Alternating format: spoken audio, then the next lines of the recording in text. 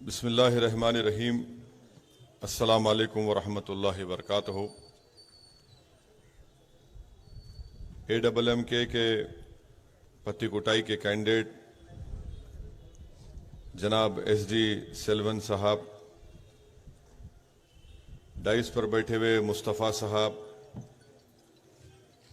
भास्कर साहब, अबू बकर साहब, forward block के लीडर, मेरे मंजलिसी रुफ़क़ा, मोअज़्ज़िज़ हाज़रीन इकराम, बुज़ुर्गान मिल्लत, मेरी इज़्ज़तदार माँ और बहनों, ये मेरे लिए बड़ी खुशनसीबी और खुशी की बात है कि आज मैं यहाँ पर पट्टीकोटाई में एक बहुत बड़े लीडर SD सोमासुंदरम के बेटे के कैंपेन के लिए, जिनको आप लोग अय्या SDS के नाम से जानते हैं, उनके बेटे के कैंपेन के लिए मैं आया हूं और आप तमाम से इस बात की गुजारिश करने के लिए कि मजलिस इत्तेहादुल मुस्लिमीन का तमिलनाडु के असेंबली इलेक्शन में TT दिनाकरन साहब की पार्टी AMMK से अलायंस है और हम लोग इस असेंबली इलेक्शन में पूरी कोशिश कर रहे हैं कि इन तमाम कैंडिडेट्स को आप लोग अपनी दुआओं से और अपने वोट से कामयाब करें। अब बोलिए।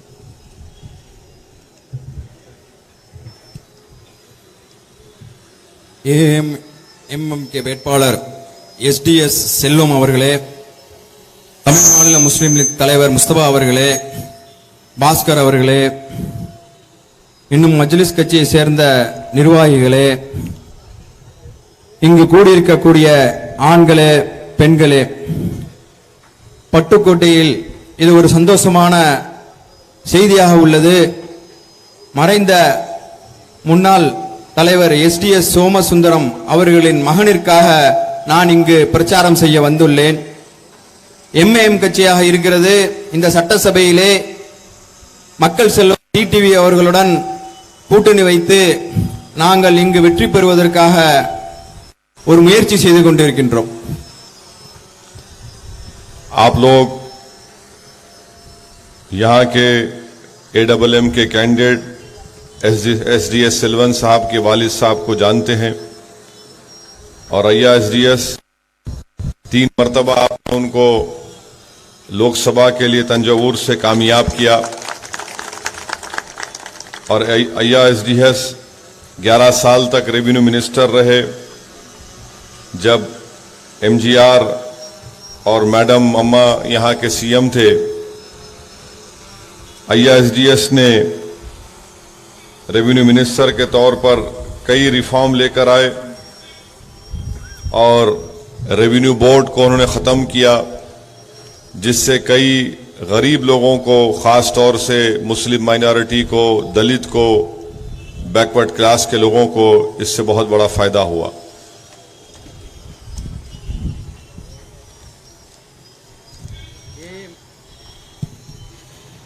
அம்மா மக்கள் முன்னேற்ற கழகத்தினுடைய வேட்பாளருடைய தந்தையாக இருக்கக்கூடியவர் SDS சோமசுந்தரம் ஆவார்கள். 3 முறை தஞ்சாவூரிலிருந்து லோக்சபாவிற்கு தேர்ந்தெடுக்கப்பட்டவர். 11 வருடம் வணிக வரித்துறையின் அமைச்சராக இருந்திருக்கிறார். இன்னும் MGR அவர்கள் காலம், அம்மா அவர்கள் காலத்திலே அவர்கள் சிறப்பாக அமைச்சராக பணியாற்றியிருக்கிறார்கள். அவர்கள் வணிகவரித்துறை அமைச்சராக இருக்கும் பொழுது அந்த ரெவென்யூ போர்டு என்பதை நீக்கி இருக்கிறார்கள். இதனால் இஸ்லாமியர்கள், தலித்துகள், இன்னும் பிற்படுத்தப்பட்டவர்களுக்கு அதிக நன்மை கிடைத்துள்ளது. अय्या SDS ने आपके इस कॉन्स्टिट्यूंसी में पत्तीकोटाई में पॉलिटेक्निक कॉलेज का क़याम अमल में लाया और 69% रिजर्वेशन में बहुत बड़ा रोल अय्या SDS का रहा। इस बात से भी आप जानते हैं। फिर यहाँ पर वर्ल्ड तमिल कॉन्फ्रेंस का भी उन्होंने बड़ी कामयाबी के साथ इसको यहाँ पर ऑर्गेनाइज किया।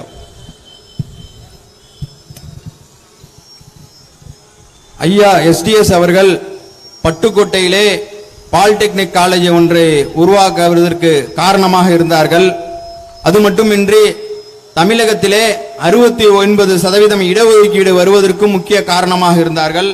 அது மட்டுமில்லாமல் தஞ்சையிலே உலக தமிழ் மாநாடு நடத்துவதற்கும் அவர் முக்கிய பங்கு ஆற்றினவர்கள். यहाँ पर आपके जो कैंडिडेट हैं एसडीएस सेल्वम साहब बहुत पढ़े लिखे हैं, एलएलबी बीई करे हैं, सबसे ज्यादा काबिल हैं, सिंसियर हैं, मेहनती हैं और मुझे यकीन है कि अगर पत्ती कुटाई की इलेक्टोरेट उनको मौका देती है तो यकीनन आप तमाम के भरोसे को शर्मिंदा होने नहीं देंगे। वो अपने बाप के नाम को जिंदा रखेंगे और पत्ती कुटाई की आवाम को जो तकालीफ हैं, जो मुश्किलात हैं, मुझे यकीन है कि आप अगर उनको एक मौका देकर यहाँ के एमएलए बनाएंगे तो वो आपके तमाम उम्मीदों पर सही तरीके से उतरेंगे। எஸ்டிஎஸ் செல்வம் அவர்கள் நம்மளுடைய வேட்பாளர். படித்தவர், பிஇ எல்எல்பி படித்தவர், கடுமையான உழைப்பாளி, பண்பாளர். இங்குள்ள வாக்காளர்கள் அவருக்கு ஒரு வாய்ப்பு தந்தால் அவர் இந்த தொகுதியில் உள்ள இந்த மக்களுடைய அனைத்து குறைகளையும் நீக்குவார்கள். இன்னும் உங்களுடைய கோரிக்கைகளை அவர்களிடத்திலே நீங்கள் தெரியப்படுத்தினால் அந்த குறைகளை அவர் உடனடியாக நீக்குவார். आपके पत्ती कुटाई में बहुत बड़े प्रॉब्लम्स हैं, ख़ास तौर से यहाँ पर सीवरेज लाइन की बहुत ज़्यादा कमी है। सीवरेज लाइन नहीं होने की बिना पर गंदा पानी रोड पर आ जाता है। दूसरे यहाँ पर आपको एक बहुत बड़ी तकलीफ है, वो ये है कि रेगुलर एक्सप्रेस ट्रेन जो तिरुवरूर और कराईकुंडी में नहीं है उसको स्टार्ट करना। तीसरा, resumption of regular train service जो 150 किलोमीटर की 150 किलोमीटर्स की का सेक्शन है तो तिरुचिरापल्ली से पेरुवरानी और अरंतगी में ये ऐसे प्रॉब्लम है जिसको अभी तक यहाँ के जिस किसी को आपने एमएलए बनाया उन्होंने ये काम नहीं किया।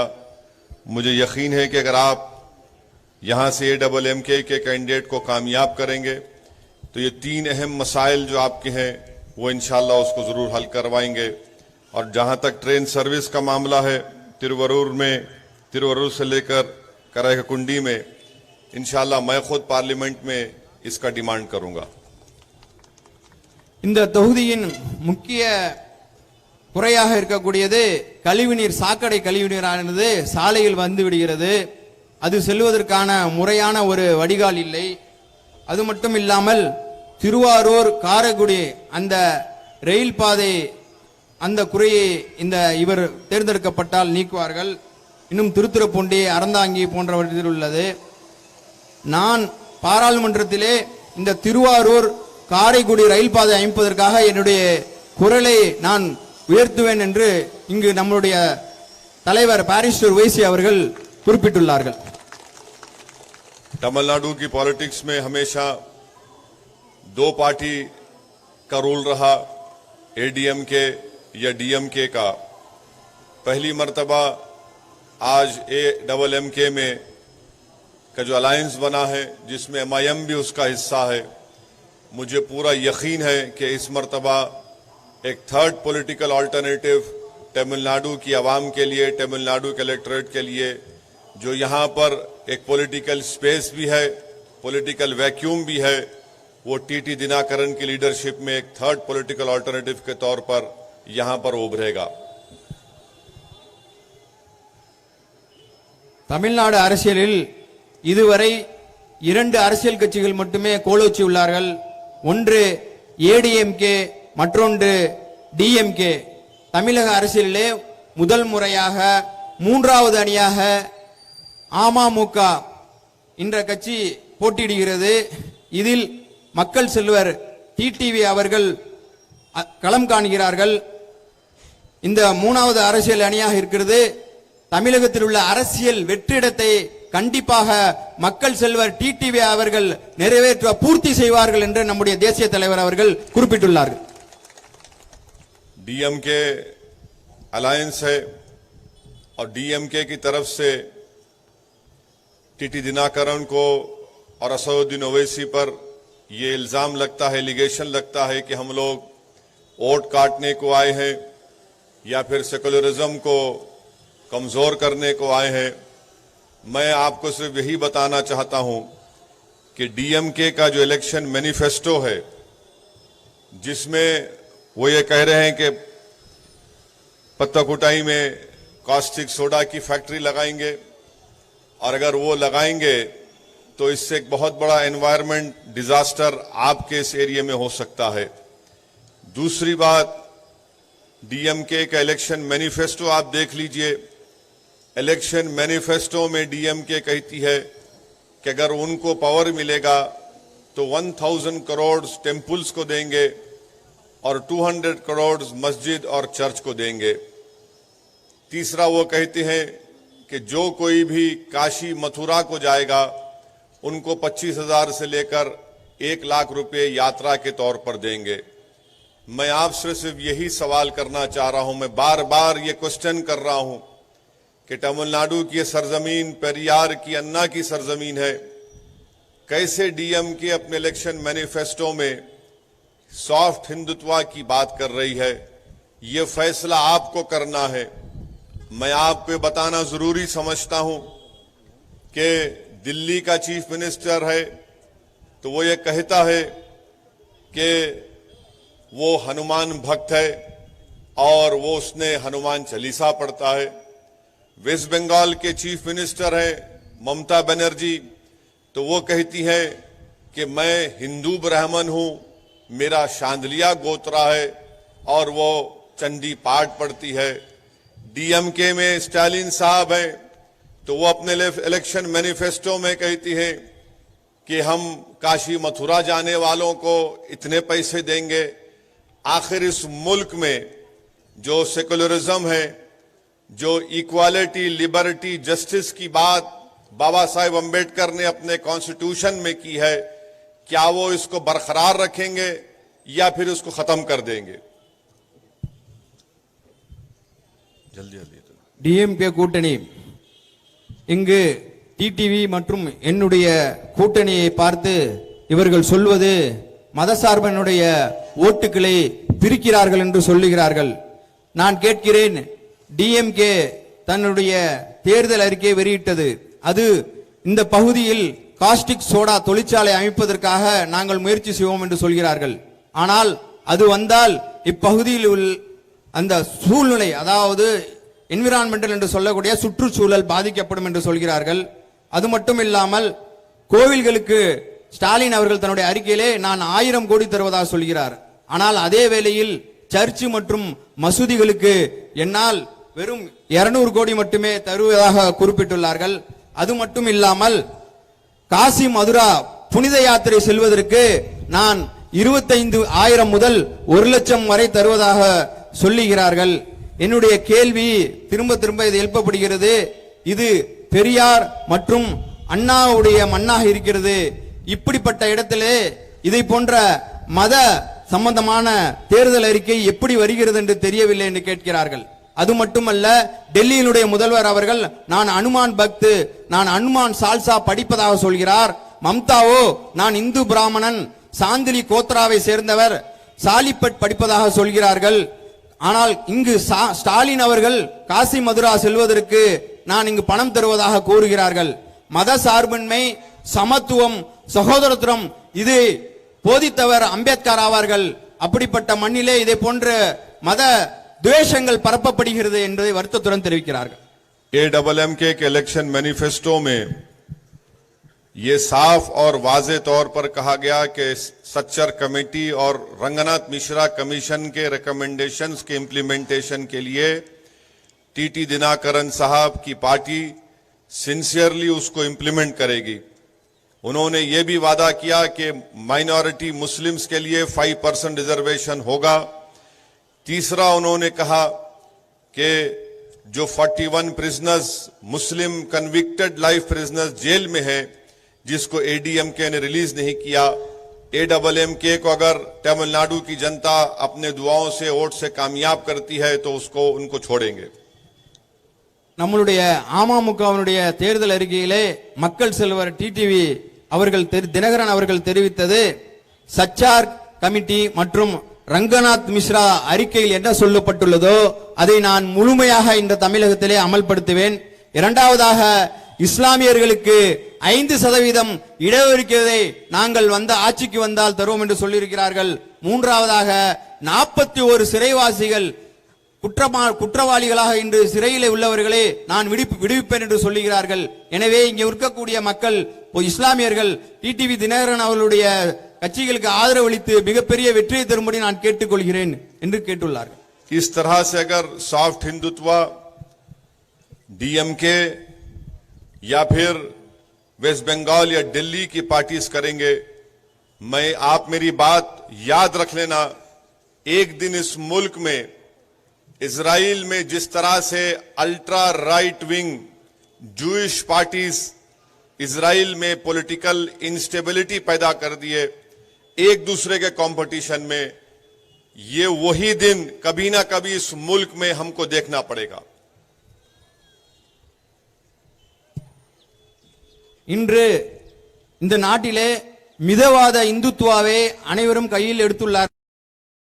டெல்லியிலே உள்ள முதல்வரும் பெங்காலில் உள்ள மம்தாவும் கையில் எடுத்துள்ளாரோ அதே போல் ஸ்டாலினும் மிதவாத இந்துத்துவாவை கையில் எடுத்துள்ளார்கள். இது எப்படி இருக்கிறது என்றால், இஸ்ரேல் நாட்டில் உள்ள வலதுசாரி யூத அமைப்புகள் தங்களுடைய ஆட்சியை தன்னுடைய இருப்பிடத்தை தக்க வைத்துக் கொள்வதற்காக மிகவும் அதாவது சீரியஸான நிலைமை, எந்த அளவிற்கு வேணாலும் போகக்கூடிய நிலைமையை அவர்கள் கையெடுத்துள்ளார்கள். அப்படிப்பட்ட ஒரு நிலையை இந்திய நாட்டில் நடந்து கொண்டிருக்கிறது. இது மிகவும் வருத்தம் அளிக்கக்கூடியது என்று தெரிவிக்கிறார். मेरी आपसे आखिर में ये गुजारिश है, क्योंकि मगरिब की अज़ान का वक्त होने जा रहा है, एमआईएम पार्टी का मकसद ये है कि मुस्लिम माइनॉरिटी, दलित वीकर सेक्शन का एक इंडिपेंडेंट पॉलिटिकल लीडरशिप बने. जब तक आपकी इंडिपेंडेंट पॉलिटिकल लीडरशिप नहीं रहेगी, इंडियन डेमोक्रेसी में जो आपको राइटफुल शेयर मिलना है, चाहे एजुकेशन में हो, एम्प्लॉयमेंट में हो, इक्विटी में हो, पॉलिटिकल शेयर हो, वो कभी नहीं मिलेगा. इंडियन मुस्लिम्स का प्रॉब्लम, सबसे बड़ा प्रॉब्लम ये रहा कि हमने बहुत मेहनत की, मगर हमने अपनी पॉलिटिकल इंडिपेंडेंट लीडरशिप को बनाने के लिए हमने जो मेहनत करना था उस तरह से हमने मेहनत नहीं की. मेरी आपसे रिक्वेस्ट है कि मेरी इस रिक्वेस्ट पर, इस तजवीज पर, इस सजेशन पर आप सीरियसली गौर करिए. और रहा सवाल एमआईएम पार्टी को कम्युनल बोलने वालों का, स्टालिन साहब की पार्टी के साथ कांग्रेस है. महाराष्ट्र में कांग्रेस पार्टी शिवसेना को सपोर्ट कर रही है और वो शिवसेना का चीफ मिनिस्टर बनाती है उद्धव ठाकरे को. और उद्धव ठाकरे महाराष्ट्र के असेंबली में खड़े होकर कहता है कि we are very proud that we demolish the Babri Masjid. आप बताइए यह कौन सा सेकुलरिज्म का ड्रामा डीएमके और कांग्रेस पार्टी कर रही है. रहा सवाल एडीएमके का, तो मैं आपके इस कॉन्स्टिट्यूंसी में पुत्ताकोटाई में खड़े होकर जिम्मेदारी के साथ कह रहा हूं कि इंशाअल्लाह ताला ना ईपीएस और ओपीएस ये दोनों घर में बैठने वाले हैं.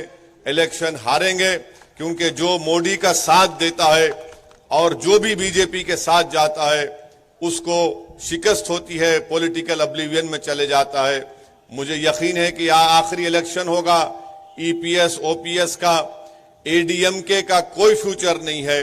हां, एडीएमके का फ्यूचर उसी वक्त होगा और जयललिता की लेगेसी को, एमजीआर के लेगेसी को अगर कोई जिंदा रख के उसको आगे ले सकता है तो तमिलनाडु की पॉलिटिक्स में एक नया होप, एक नया स्टार है, वो टीटी दिनाकरन बनेगा इंशाअल्लाह ताला.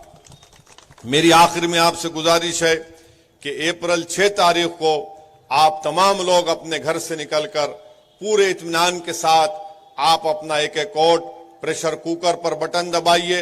आपको डरने और घबराने की जरूरत नहीं है. हमने 60 साल डर डर कर वोट दिया है. आज असदुद्दीन ओवैसी, यकीनन मैं कोई काबिल आदमी नहीं हूं, मगर मैं आपको अपने जज्बात की तर्जुमानी करने के लिए मैं आपको दिल से अपनी बात कह रहा हूं कि उम्मीद की बुनियाद पर वोट दो। मोदी से डरना नहीं है हमको, ना किसी से डरना है, हमको सिर्फ अल्लाह की जात से डरना है। अल्लाह हमारे लिए काफी है। आप उम्मीद की बुनियाद पर यहां पर हमारे नौजवान काबिल BLLB इस कैंडिडेट को आप कामयाब करिए, जिसका नाम SDS सेल्वन है, और मुझे यकीन है कि ये इनको आप कामयाब करने से यहां की पुत्तकोटाई की कॉन्स्टिट्यूंसी का एक बहुत बड़ा फायदा होगा। शुक्रिया। वाखिर दावान अल्हम्दुलिल्लाहि रब्बिल आलमीन।